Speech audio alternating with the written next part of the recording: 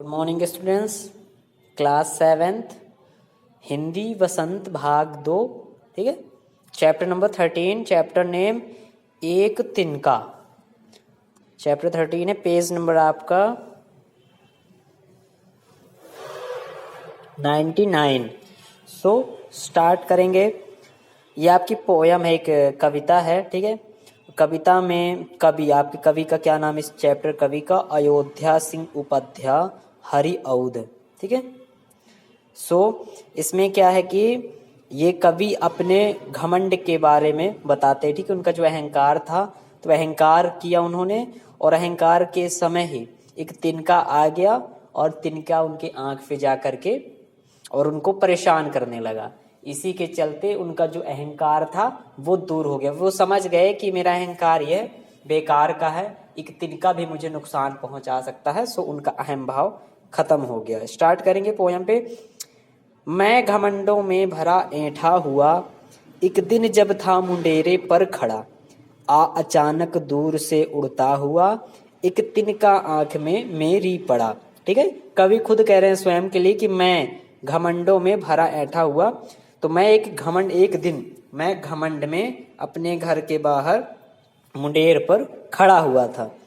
अचानक से दूर से उड़ता हुआ एक तिनका आया और आंख में मेरी पड़ा, आकर के मेरी आंख में वो पड़ गया। ठीक है, मैं झिझक उठा हुआ बेचैन सा, लाल होकर आंख भी दुखने लगी। मैं झिझक गया, जैसे ही वो तिनका मेरी आंख में आकर के पड़ा, मैं झिझक गया और हड़बड़ाया, मैं बेचैन सा होने लगा। लाल होकर आंख मेरी जो आंखें थी वो लाल होने लगी चलने से, और दर्द भी करने लगी, दुखने भी लगी।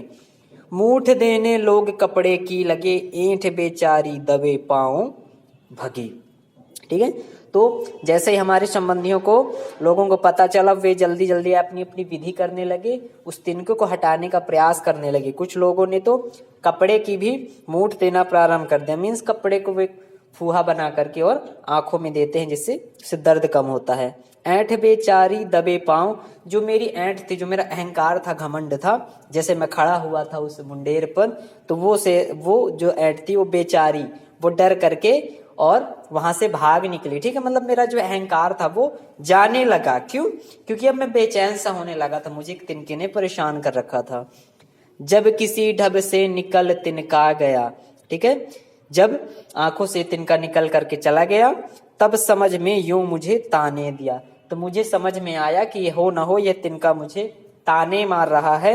ऐंठता तू किस लिए इतरा रहा, एक तिनका है बहुत तेरे लिए। ठीक है, तो मानो ऐसी कल्पना कर रहे कवि कि तिनका मुझे समझा रहा, मुझे ताने दे रहा है कि तू किस बात के लिए अकड़ रहा है, ऐंठ रहा है। ठीक है, एक तिनका तेरे लिए काफी है, एक तिनके से ही तेरा जो अहंकार है वो दूर हो सकता, भला आगे की बात क्या। तो इस प्रकार कवि अपने अहंकार के विषय में बताता है कि वो अहंकार के भाव में खड़ा हो जाता है मुंडेर पर, एक तिनका आकर के, और उसके सारे अहंकार को वहीं पर दूर कर देता है।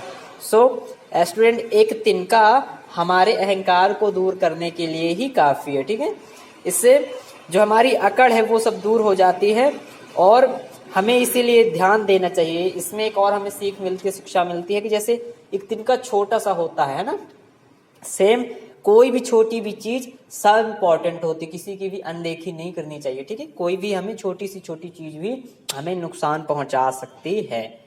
सो इस प्रकार ये आपका चैप्टर था, और थैंक यू स्टूडेंट्स।